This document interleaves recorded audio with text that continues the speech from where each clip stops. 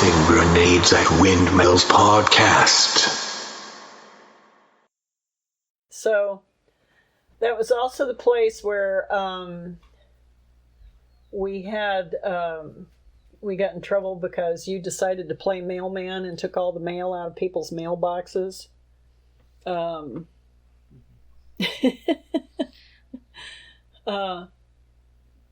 Federal statute. So I wonder if there's like a file somewhere that's like, marked redacted due to being a minor. But I mean, technically that's a felony. No, the neighbors just came to me and said, your son has taken all the mail out of the mailbox. And we had to deal with that. Another neighbor came to me. She just finished painting a bunch of furniture and had it drying in her garage. And apparently you took a stick or something and drew in it while it was still wet. So I got in trouble for that. I was always getting in trouble. So, well, I was going to say that's also the place where you all decided to go to Dairy Queen. And yeah, and you got on your little bikes, and I guess Christy was on a... It was a whole field expedition. We thought, it was a, we liked Dairy Queen. We had money that we'd probably stolen from Dad's cash drawer, and we were. It was like a little parade. I remember we were all on our way, and I think one of you had a bike with training wheels on it. One of you had a big wheel, I think, and something like that. This woman showed up at the door and said, "Your kids were going to Dairy Queen." Oh my gosh! Yeah. And if I recall, Dairy Queen was like a mile away or something like that, right? I was like the oldest. I think I was at best 4 or 5. So we're not talking about really old kids here. Well, you would have been. I do have to admit, I would love to have seen the look on the face of the guy at the counter if we'd actually made it. I'd like 1 single serve ice cream, please. Yeah. Oh boy. Well, I grew up unsupervised. I was, back then they called it a latchkey kid. They talk about helicopter kids and, other things, but they called us... The only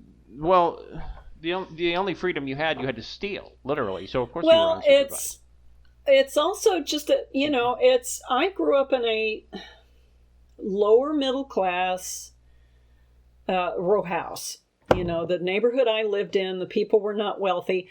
All of the moms of all of the friends, that I grew up with, most of them were single mothers, but they all worked, and so on television you're seeing all these families where the dad goes to work and he smokes a pipe and mom is home cooking and cleaning and wearing her shirtwaist dresses and, and perfect makeup and hair and everything while she's cleaning house and all this stuff. And my reality was not even close to anywhere near like that, nor was it like that for any of the kids I grew up with. It may have been true for a lot of the moms in the houses, the housing complex that surrounded our apartment complex, but it was not true for any of the kids that I grew up with. I didn't know anybody who their mom stayed home. Everybody, everybody, like I said, my two best friends, were single moms, divorced single moms, and they worked. And even the ones where there were 2 parents, most of them, both parents worked because they had to make ends meet. So, in my situation, my father was retired military, so he got his paycheck from the military, and my mother was the primary support for our family, and she worked, and then she rode the bus, so there was time on top of that. She'd leave before I went to school in the morning and get home. In the winter, it was always dark when she got home, and I'd be standing there by the window waiting for her to get home because I was always kind of scared, But But I'd actually like to come back to this question of when I asked you of what your typical day was like in Houston. I treated it like a job. I loved being, a mom and a homemaker and everything, and I treated it like a job. I mean, I had a schedule, and I planned out meals for a month and shopped for everything that we ate. I put it on a list. I didn't really impulse buy much unless I... And how much money did you typically have in a month to do all that with? At the time, your dad didn't put me on a budget or an allowance until after we had separated the first time, and then I moved back in. And then when I moved back in, he put me on a budget, which was ridiculous for 8 people. It was something like $400 a month for everything for 8 people for food and shampoo and everything.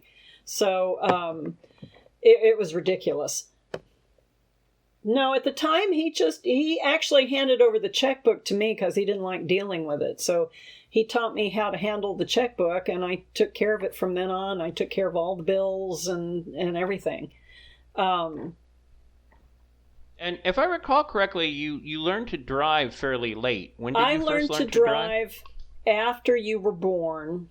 I think you were like 2 weeks old or something, and your father had been playing basketball at a church game and screwed up his knee. I don't remember what happened, and they put him in a cast. And they put him in a cast.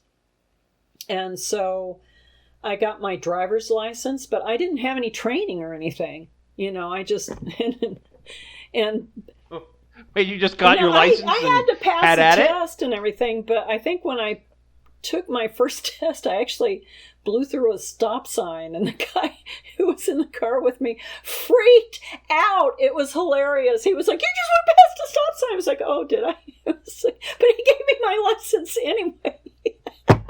Because in places like Baton Rouge and Atlanta, you practically get your driver's license out of a cereal box. So, it's like... But anyway, so I got my license, and your dad...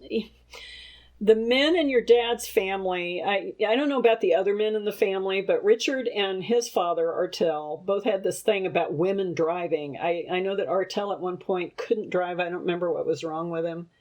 And he'd had surgery or something, and he said he felt like a kept man because Fosha was having to drive.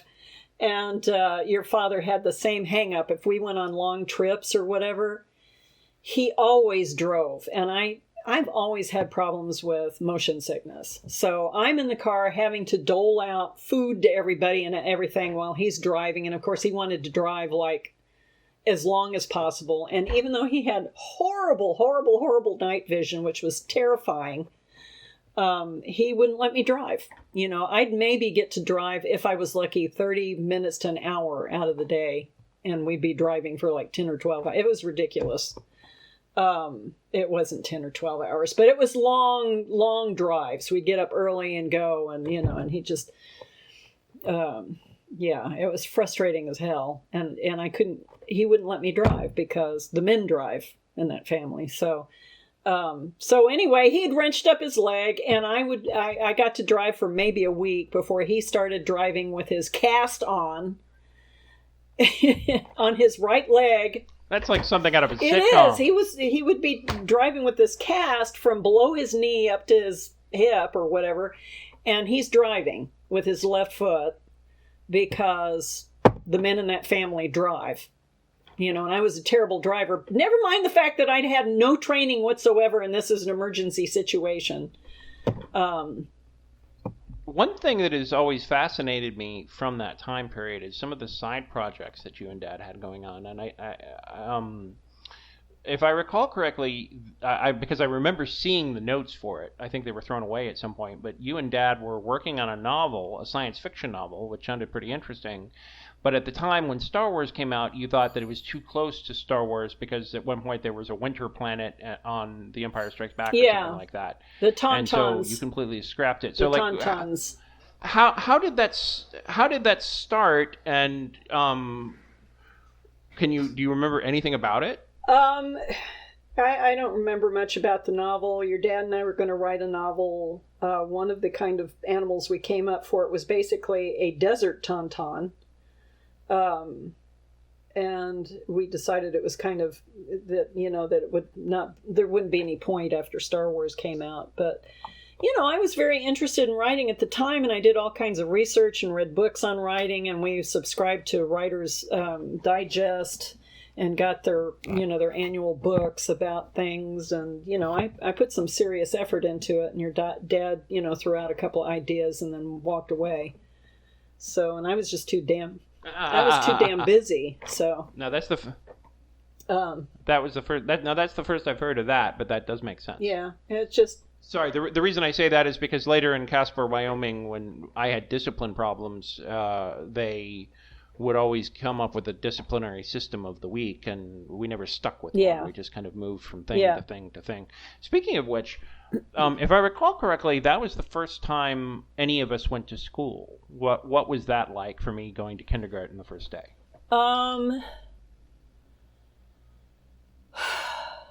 Well, that's where we found out you had some issues. They didn't really. Well, you had motor control problems, and you had some reading disabilities and some things like that. We didn't really learn a lot of that until we moved to Casper. That's where they got really serious about trying to help you with all of that stuff. They didn't do much about it in Houston, the first school you went to. They were mostly about pointing out that you had problems.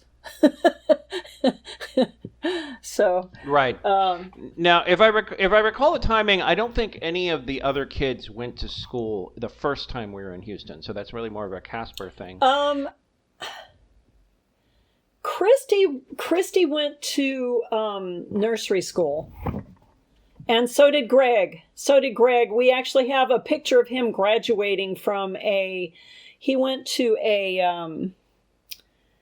there was a girl in our church ward congregation, I'm clarifying for people who are not LDS, who she was a teenager. She was studying child development or whatever at school, and they, as part of their classwork, they would put together a 6-week long nursery school, and they were looking for kids to be part of that, and Greg went to that. We actually have a picture of him in a little mortarboard because he graduated from that, so he was in that for 6 weeks. And Christy went to a daycare nursery thing for a little while, but it was way downtown in Houston. It was hard to get to, and almost just, my driving her down there, I think it was twice a week or something. But my driving her, maybe it was a Mother's Day out. I don't remember what it was, but it was a couple of times a week, and it was so far away that, and driving in Houston was hellacious, even in the 70s. And so I spent so much time on the road getting down there to take her there and bring her back that I don't think that lasted too long. Yeah, you were the only one who... What do you mainly remember about Houston in general in that time? The first time? Both the first and second time.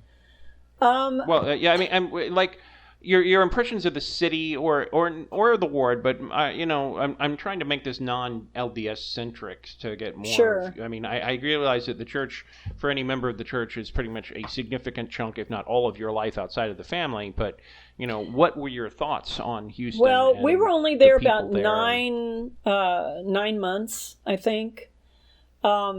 Wow, all this happened in 9 months? I for some reason it feels longer. I'm trying to remember. There was one period. No, we were there longer. We were there longer because we were there until after Randy was born. So we were there about 2.5 years. And then the second time we were there about 9 months, I think.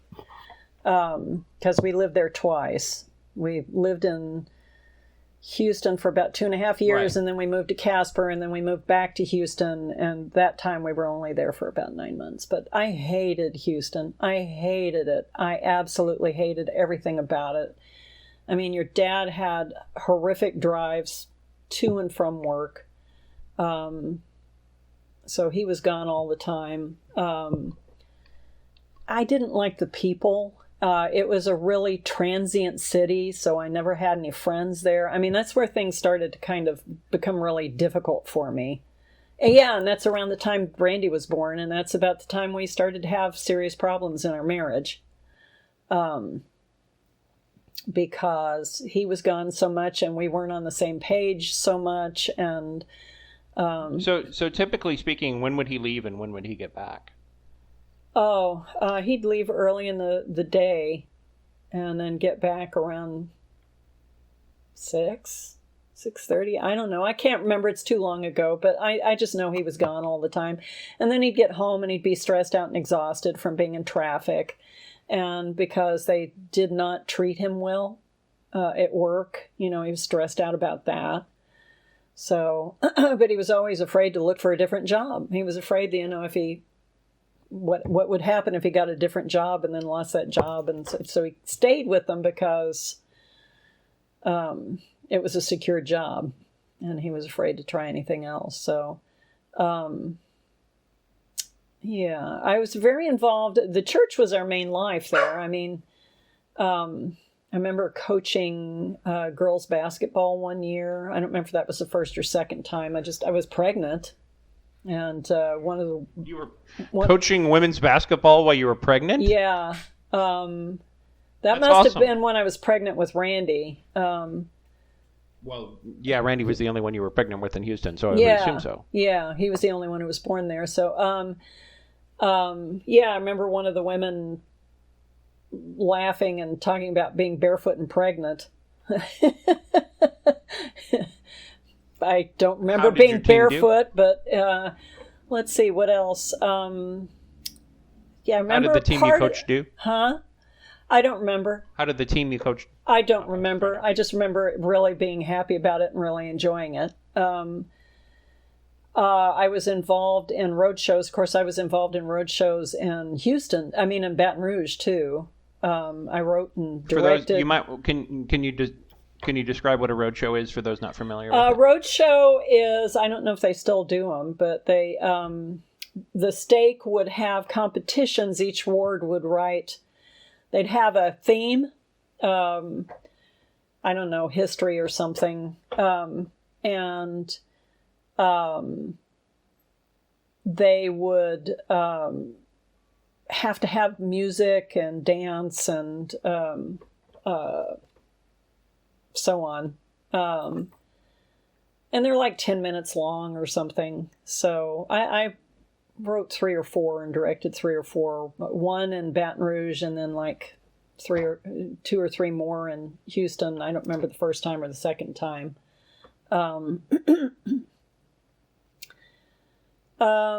So I was involved in those. I was involved in choir.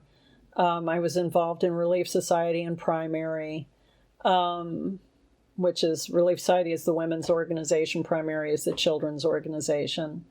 I think I taught Maya maids at one point. I don't remember. They're older, high school age. But, what else? But, everything was in the church, and I didn't really have any... After we left Baton Rouge, our really good friends were the Abels in Baton Rouge, and then after we left, I never really had any friends again. My whole life was family, home, and church. And Richard was always gone. He was always gone. He was either at meetings or he was playing basketball or, or something. And I got really frustrated because I felt like I was raising the kids by myself, But yeah, I just kind of, I became resentful because your dad was always gone. Like I said, he was working all day. And then he'd get frustrated with me because I'd want to go out, and that's the infamous place. That was Yeah, it was that house where, the first house where, he's gone all the time. And so I'd want to go out and just window shop, which means, sometimes I would go out and buy stuff, but most essentials, like jeans and t-shirts and stuff that I didn't make. I made my and Christy's clothes pretty much. I bought very little. I bought clothes for Richard and you boys because, sewing jeans was not my forte. So jeans and t-shirts and stuff. But I would buy, I would just, whenever Sears had a sale, I would buy out of their catalog. I would buy underwear and jeans and shirts and shoes and things like that. But, I like to just go out and be around, go out and people watch and get a lemonade or something and go look in the store windows and stuff and just decompress for a bit. And Richard would get really, really, really upset with me about that.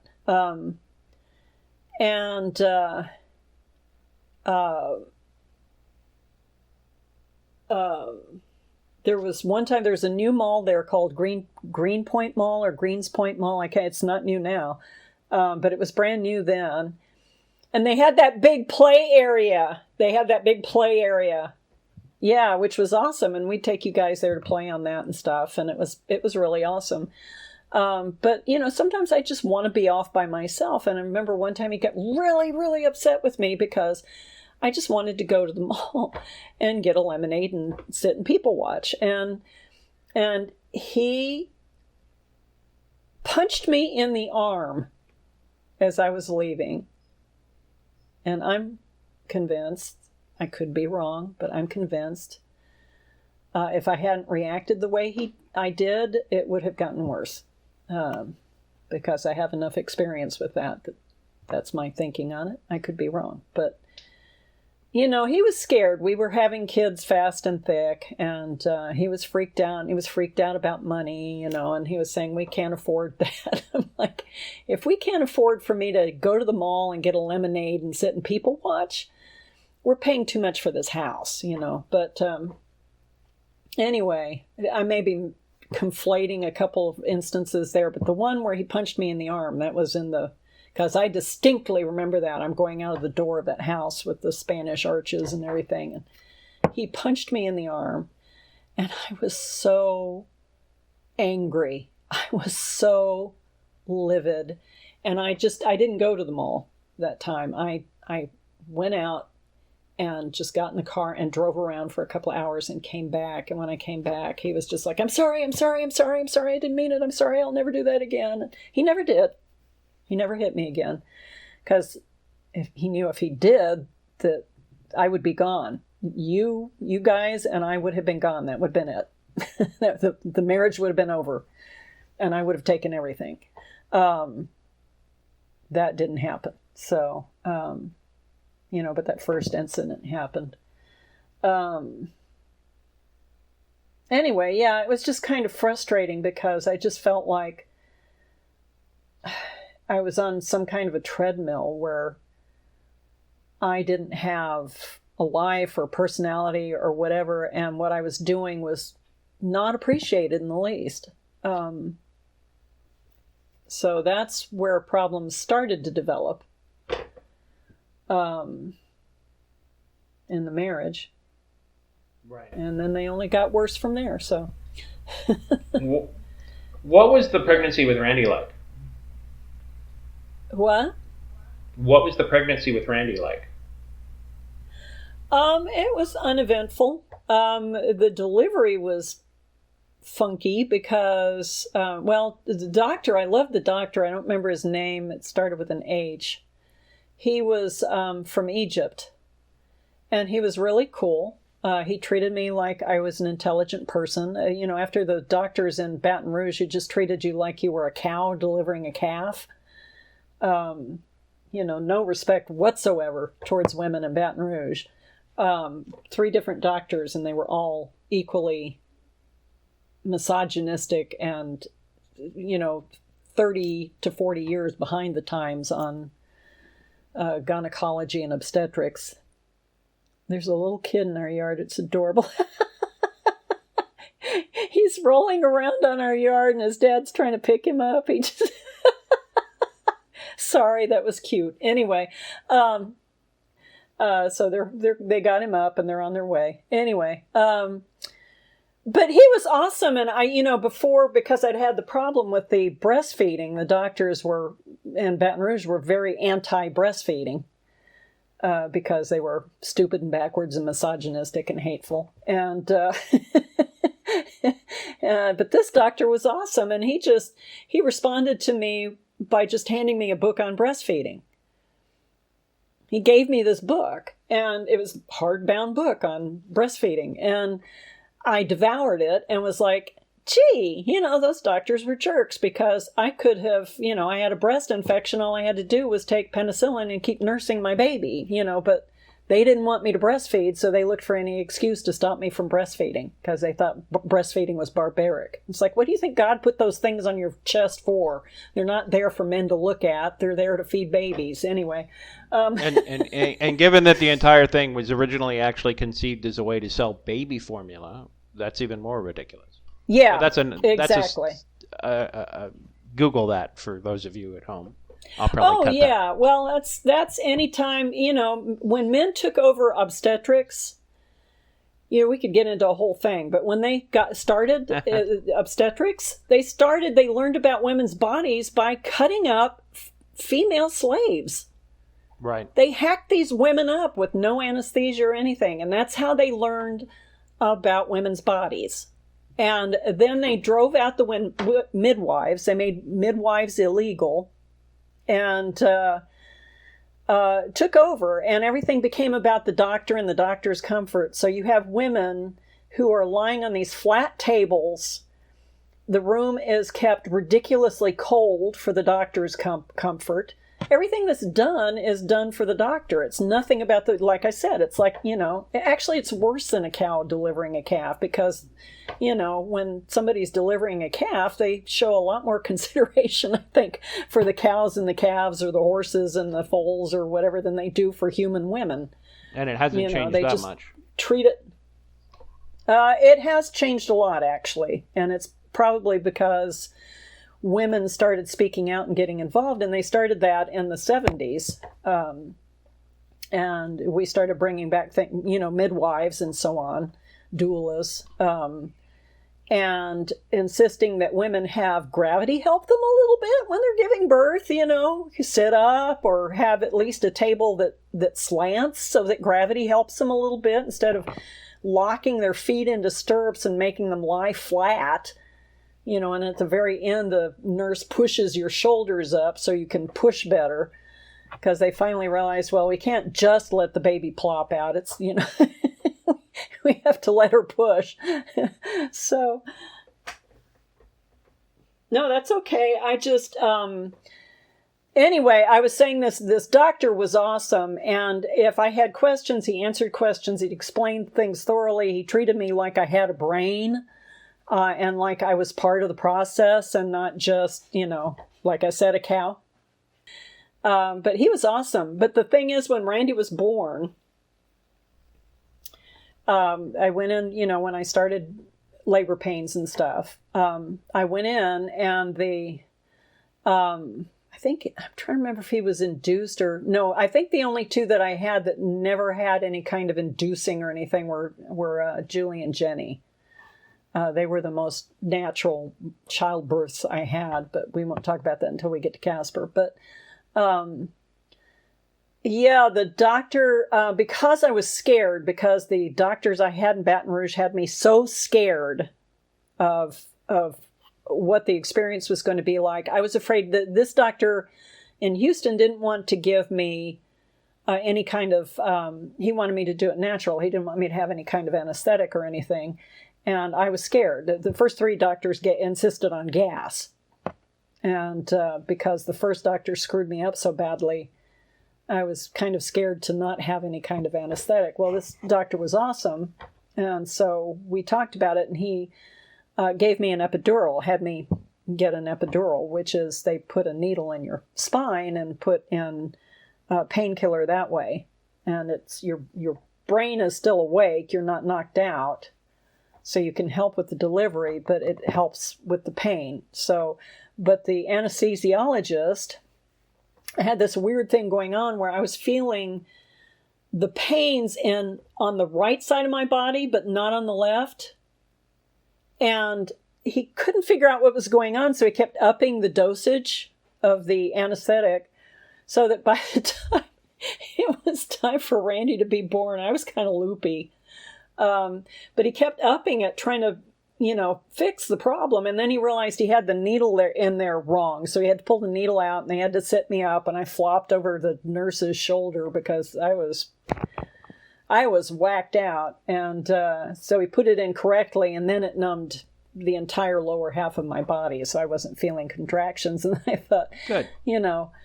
She pushed up my shoulders and said, okay, push. And I didn't feel anything. I thought, oh boy, I'm completely worthless here. I can't help at all. And she said, that was really good. Do another one like that and we'll be done. I was like, really? Okay. But yeah. So I don't know if it affected Randy. He probably did. But I don't remember him being a particularly noisy baby at the time. So... yeah. Very cool. So that was Randy's birth. So, but at least I nursed him. He was the first one I was able to nurse for more than, a few days. So, yeah, and he had problems. He had gastric problems. Randy had digestive problems, and we couldn't figure out what they were. He would get horrible stomach pains and cry. And then we figured out after I weaned him that he was sensitive to milk, and the pediatrician said, oh yeah, it's the milk, because I was drinking tons of milk. And he said, I don't know why we tell women they need to drink milk when they're breastfeeding. He said, cows eat grass and water and they produce tons of milk. You don't need to drink milk to produce milk. But his little digestive system wasn't mature enough to handle milk, cow's milk. That makes sense. Well, everyone in the family is... and apparently... everyone in the Rickstuff family is a little bit lactose intolerant. So, yeah, that makes sense. Yeah. Yeah, we don't tend to handle dairy really, really well. And that's a hereditary thing. That's genetic. So. Right. Lactose intolerance and that kind of thing, but yeah, he was just the pediatrician. He wasn't exactly lactose intolerant. The pediatrician just said his system was not mature enough or something, and it caused him digestive problems. And I guess the fact that I was drinking so much milk, I guess I was getting too much lactose in my breast milk or something. So. Yeah. Is there anything else about Houston that really stands out in your mind? Well, let's see. After Randy was born, I cut my hair, and I was given all kinds of grief about it from the men in the church. Why'd you cut your hair? Because at the time, it was like down to my waist. I remember you talking about this. Yeah, and I was, why'd you cut your hair? And I was like, well, I have 4 children, and I'm really busy, and I don't have time to futz with my hair, It's like, well, women should all have their hair long. How long did they actually give you grief for it? What? How long did they? Oh, I don't remember. I didn't worry about it. Your dad was not real happy with it. Which is funny because when we first started dating, he actually preferred women with short hair. Huh. But he later decided that he preferred long hair. So, and then he gave me grief about cutting my hair. But it's, I think I mentioned that my mother, and I mentioned this recently on Facebook too, my mother, when I was a kid, I used to love brushing her hair, and her hair was down to her butt. And she went and got her hair all cut off really short. And I was mad at her. She would ask me to brush her hair, and I wouldn't brush it anymore because as far as I was concerned, she didn't have any hair anymore. And I wanted to grow my hair long, and Daddy wouldn't let me grow my hair out. He kept getting that stupid bowl cut. Or as my 8th grade teacher horrified me, a Greek boy cut is what he called it. It's like, oh, I know you think you're being flattering because you're a history teacher, but you're not. You're making a 13-year-old girl feel horrified that she looks like a little Greek boy. So anyway, or from, ancient Greece.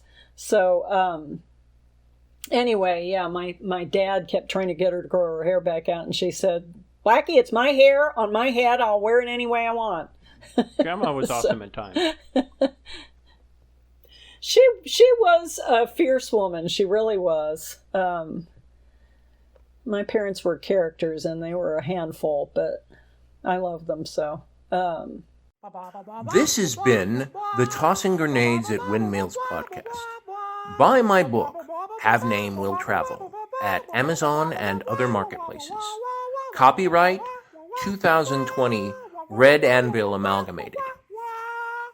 To fight the forces of evil!